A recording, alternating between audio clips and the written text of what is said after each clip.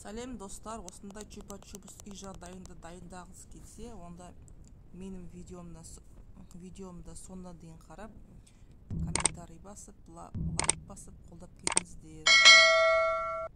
Ең алдымен чупа-чупсты бастамас бұрын осындай темір аяққа өзін өлшеп су қоямыз. Чупа-чупсқа қосатын заттарды қазір видеоның астына жазып кетемін описанияға. Бірінші су құямыз, сосын барып қантымызды қосып, ыдысымызды орташа отқа газдың үстіне қоямыз. 1-2 былғап жібереміз де газдың үстіне қойып ысытамыз. Көп былғамаймыз, осылай қойып қоямыз. 1-2 былғаймыз да қоямыз орташа отта. Біздің су мен қантымыз ерігенше біз үшінші затымызды дайындаймыз. Бұл глюкозный сироп. Осындай дайын кондитерский дүкендерде болады. Соны өлшеп аламыз алдын ала 50 граммдай.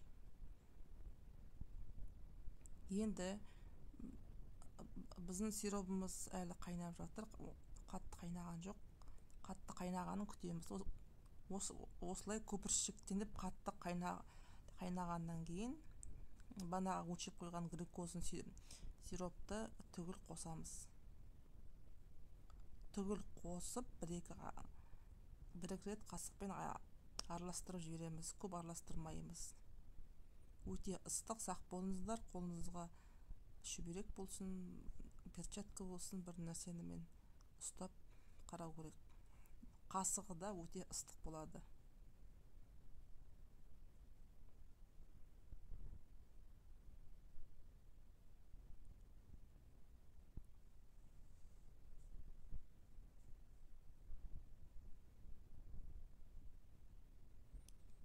Осылай жай отта өзі асықпай қайнайды. 20 минуттай қайнайтын сияқты. Осылай таршылдатып қатты қайнау керек. Оған шейін біздер болашақ чупа-чупстың формаларын дайындап қоямыз. Осындай бумажный дайын чупа-чупстың таяқшалары дүкендерде бар. Немесе осындай қарапайым арзан спашканы пайдалануға болады. Немесе осындай шашлычный спашка болады. Ұзын, соны 2-ге бөліп мен салдым. Сосын осындай геловый қыны болады. Краска, бояғыш. Мен қызыл мен сары түрін қазір жасаймын. Осындай етіп қатты қайнайды, бірақ бұл әлі ерте, сұйық.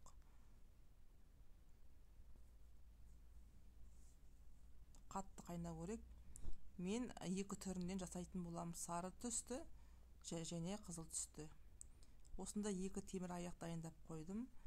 Енді қайнап жатырған чупа-чупсымыздың сиропын 2 мөлшерге көзбен бөлем. 2-ін бөлемді, 2-іне біреуіне қызыл түс, біреуіне сары түс қосып араластырам.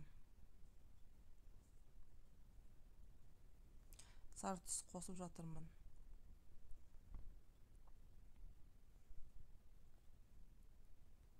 Екеуін әбден араластырам. Түстері қанық болады, немесе қоспағы да болады. Енді әрбір адам өзі біледі.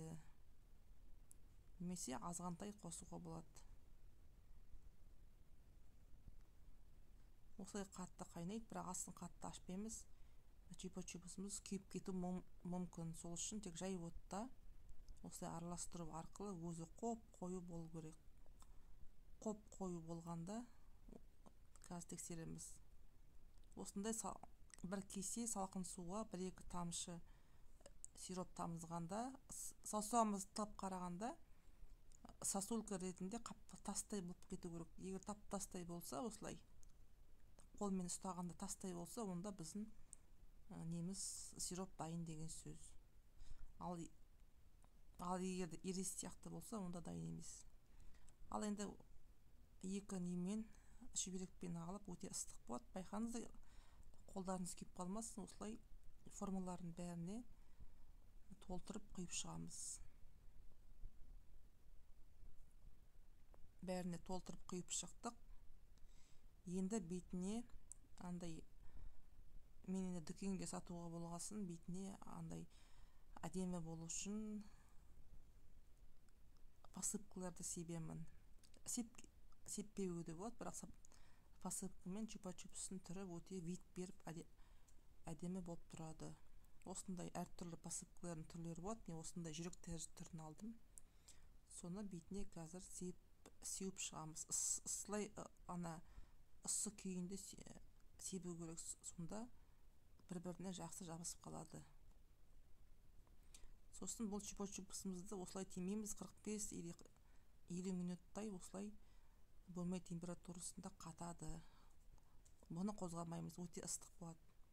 Әбден қатқасын, осындай чупа-чупстың арнайы салафандары болады, размерлерін қазір айтам.